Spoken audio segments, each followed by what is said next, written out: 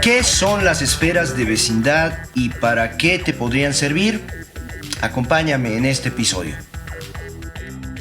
En los años 90, entre 1993 y 1996, estuve vinculado con una escuela de música que tenía unos diplomados. Nunca he sido capaz de concretar una licenciatura, pero bueno, esa es otra historia. En ese tiempo, los chicos que terminaban ese diplomado tenían que hacer una tesina y presentar un recital, un repertorio. Yo ayudaba a los chicos a escribir su tesina, ya que pues era el único que había terminado una carrera universitaria, habiendo hecho una tesis, entonces de alguna manera el proceso no me era ajeno.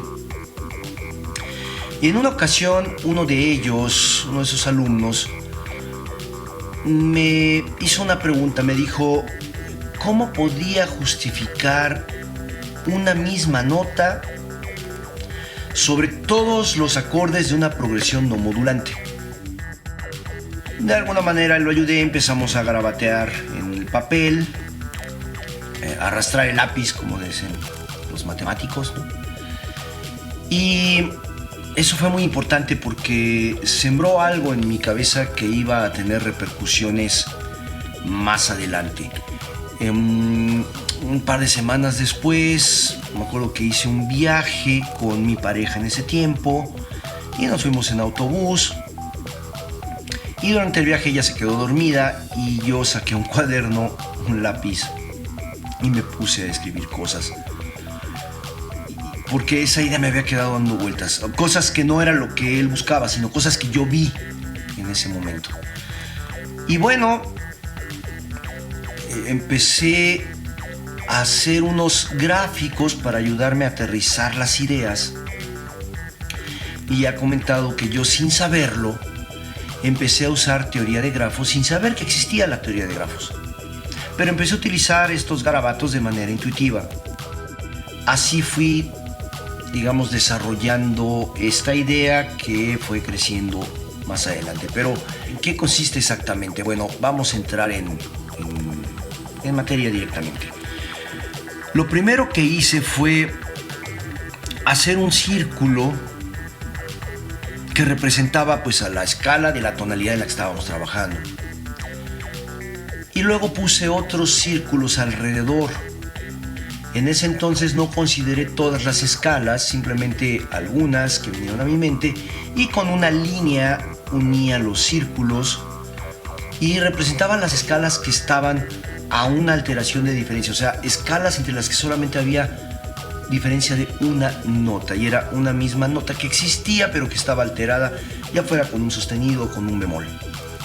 Y luego empecé a trazar, en ese momento lo vi como órbitas, una primera órbita, una segunda órbita, y así fui creciendo. Sin embargo, cuando llega uno más allá de la segunda órbita, se vuelve complicado de visualizar en el papel. Y entonces empecé a hacer un modelo con esferitas de unicel y unos palillos, pegamento, pinturas y acuarelas y unas etiquetas. Y bueno, tuve una cosa ahí muy rara que me acuerdo que se burlaban y decían que era el modelo atómico de la música, porque como había estudiado química antes de estudiar música, pues les parecía que era como un modelo atómico. Pero en realidad era una manera gráfica de poder visualizar el modelo y la ubicación de esas esferitas en el espacio y ciertas simetrías que se podían observar. Aunque aquí hablo de simetrías, como lo pensarían, como imágenes en el espejo, no metiéndome en el estricto sentido matemático.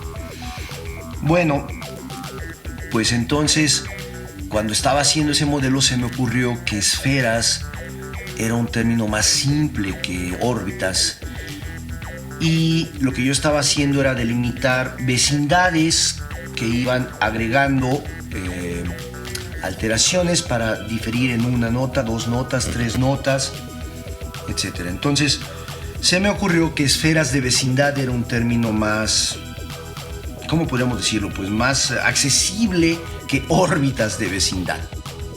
Así fue como empecé a visualizarlo. Originalmente la idea era ver qué escalas se podían utilizar para improvisar en una tonalidad principal, ya que esas escalas traerían pues obviamente alteraciones que producirían algunos modos en algunos de los acordes de esa tonalidad. Ese fue como el primer enfoque y así fue como empecé a desarrollar el modelo. En ese tiempo salió un primer librito, la verdad bastante feo por todos lados, la portada, no sé, la redacción del contenido, no me siento satisfecho con ese resultado. Claro que el esfuerzo que estaba haciendo la persona que lo editó era bastante loable, porque en ese entonces no había muchos métodos en español y mucha gente no hablaba el inglés en ese tiempo, y era una manera de acercar información a gente que quería conocer y crecer en diversos temas, instrumentos, audio, en fin. Le llamó la atención el modelito y dijo, vamos a sacarlo. Me pareció admirable su trabajo, pero yo siento que sinceramente era un trabajo feo, aunque por ahí recibí un par de comentarios. Uno llegó de la ciudad de Monterrey, otro de Costa Rica, de que pues en su momento les sirvió para entender a lo mejor un poco otros conceptos como los modos, esos modos relativos que mucha gente les dice modos griegos, que no son modos griegos. Algún día voy a hacer un capítulo, un episodio específicamente sobre eso. Pero les sirvió para entender el tema. En fin, como sea, salió 1996, ahí debuto, digamos, como escritor con este libro. Después hubo otros, digamos, vamos a llamarles secuelas, un par de ellas, pero como luego he comentado, yo he tenido 2 depresiones en mi vida, y en la segunda fue muy larga, entonces yo mantuve un perfil muy bajo, no quise hacer cosas, todo ese material estaba en mi computadora, y cuando decido publicar, pues hice lo que sería la primera parte y la segunda, una versión revisada de la primera, luego la segunda, porque como guitarrista, rockero, metalero, yo veo las cosas en menor, no las veo en mayor. Entonces dije, quiero ver todo esto desde el punto de vista de la tonalidad menor. Y eso fue un acierto inesperado, fue una serendipia, porque encontré unos detalles ahí con unas escalas raras que las guardé a un ladito. Dije, luego veo qué onda con eso. Y pues bueno, de ahí a lo mejor hago un episodio después al respecto de lo que fue esa tercera parte. Y traté de meter un poquito nada más de la parte matemática, que ya empezaba yo a estudiar de alguna manera. Esto fue previo a que yo hiciera la carrera, ya la licenciatura en matemática, y por ahí está pendiente hacer un enfoque más matemático de este asunto de los grafos. Pero vamos a meternos con estos grafos desde el punto de vista musical, y vamos a verlos en mayor y en menor. Como les comentaba, una de las primeras cosas que hice fue justificar las escalas que se estaban utilizando para improvisar en una tonalidad, y pude analizar algunas piezas, clásico, jazz, rock, para observar lo que se utilizaba y ver que estaban por ahí cerca en alguna región de estos grafos. Pero también decía, bueno, hay muchas otras opciones que no se usaron, a lo mejor porque no las vieron, porque a lo mejor no están justificadas por el sistema que están utilizando para hacerlo, para justificarlo, pero están ahí disponibles. Entonces me puse más bien a ver como por qué regiones de estos grafos pasaban pues las modulaciones o las escalas que se utilizaban para improvisar. Y también se puede ver como precisamente, al llegar a esos cromatismos, qué modos podrían estarse generando sobre ciertos acordes. Pero de manera muy sencilla, vamos a ver cómo quedarían las regiones activas en los grafos de esferas de vecindad para algunas piezas en distintos géneros. Como les decía, las esferas, los circulitos, representan escalas septáfonas. Y la que está al centro, pues representa la tonalidad principal. Alrededor, pues tenemos escalas que difieren en una nota. Entonces, la notación ahí entre paréntesis es el cromatismo que estaría induciendo en la tonalidad principal.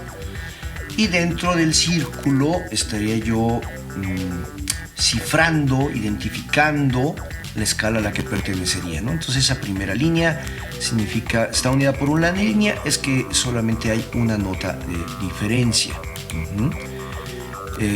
Por supuesto que puedo empezar a hacer crecer la siguiente esfera, y entonces una escala en segunda esfera, que aquí estoy poniendo con circulitos verdes, va a tener dos notas de diferencia y provienen de dos escalas que estaban en la primera esfera. Entonces se relacionan con esas dos escalas, y así se puede ir haciendo crecer el modelo. Se vuelve difícil de manejar en el papel. Las notas de color modal o grados característicos se reconocen también, pues, gráficamente, ya que son precisamente esas notas que hacen la diferencia, ¿de acuerdo? En un sistema temperado podríamos llegar hasta una sexta esfera de vecindad, pero la utilidad práctica de esas escalas pues sería básicamente nula. Entonces normalmente se llega a una tercera, quizá una cuarta, y será por una escala, no más. Lo interesante es que, bueno, esto es visual, entonces puede permitir la visualización de esas relaciones, de esos conceptos, de una manera más fácil que tener los conceptos abstractos en el aire.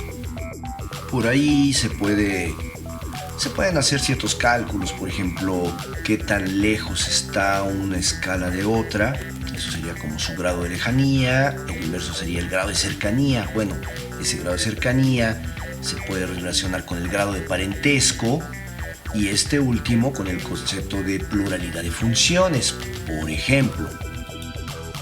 Y de ahí es fácil apreciar cómo hay mayor cantidad de acordes comunes del lado de las escalas que se conectan con la dominante que de aquellas que se conectan con la subdominante. Y esto es un análisis que es más fácil de visualizar ya en el grafo directamente, que tratar de hacerlo de alguna otra manera más tradicional. Y como les comentaba, de alguna manera al principio solo consideré ciertos cromatismos, pero al ir considerando otros, pues fueron apareciendo escalas que no son tan comunes, incluso escalas que no están definidas en la música occidental o ni siquiera en la oriental. Simplemente no se supone que tengan que existir, pero ahí están. Eso me llevó al tercer trabajo, del cual platicaré en otra ocasión.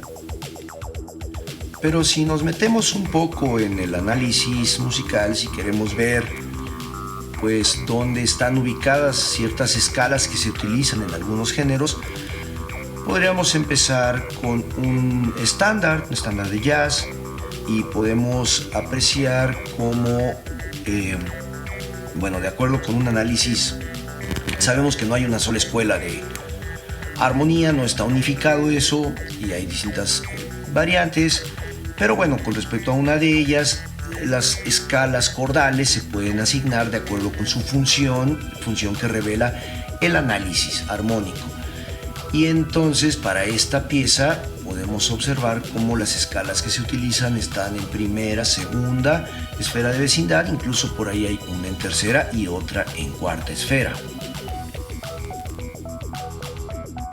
También podemos analizar piezas clásicas, aunque como son de mayor extensión voy a tomar como ejemplo algo pequeño, digamos una invención de Johann Sebastian Bach. Y podemos apreciar cómo las tonalidades por las que va pasando al hacer sus modulaciones pues están presentes en la primera y segunda esfera de vecindad. Esto es increíble teniendo en cuenta que Bach lo hizo en tan solo unos 20 compases aproximadamente. Y bueno, finalmente, para algo más comercial o más pop, por así decirlo, elegí una pieza que me agrada por el movimiento de voces que van haciendo, que pasa por ciertos modos, pero bueno, los modos finalmente son relativos a alguna escala de trabajo o escala fuente, como sea que le llamen. Y en este caso se puede apreciar que las escalas que se están utilizando en esta pieza están contenidas dentro de lo que yo llamo un circuito en el grafo de las esferas de vecindad. Bueno, esto es un panorama así muy general de lo que son las esferas de vecindad. Por el momento, pues lo he utilizado para analizar grados de parentesco, pluralidad de funciones, modulaciones o notas de color modal. Por ahí algunos aspectos teóricos, pero en realidad muy básicos. Por ahí estaría quizá pendiente el análisis de los recursos armónicos por género, la aplicación al instrumento. Por ahí yo llegué a hacer algo con respecto a la guitarra eléctrica, pero pues en realidad es un trabajo que está ahí pendiente. El hecho de identificar y caracterizar escalas fuera del sistema musical de Occidente ya lo trabajé, les digo que más adelante haré un video al respecto, pero queda pendiente el uso de esas nuevas opciones en la composición. También hace falta hacer pues un trabajo matemático más serio desde el punto de vista de la teoría de grafos y ver qué resultados aporta que sean de interés práctico en la música. En fin, este es un panorama muy rápido, muy general de lo que son estos grafos de las esferas de vecindad. La verdad es que hay mucho por detrás, pero pues no voy a meterme con todos los fundamentos, aplicaciones y demás. Entonces espero que les resulte de algún interés y que les pueda funcionar para alguna aplicación en lo que sea que estén haciendo en la música. Sería todo en esta ocasión y nos estamos escuchando.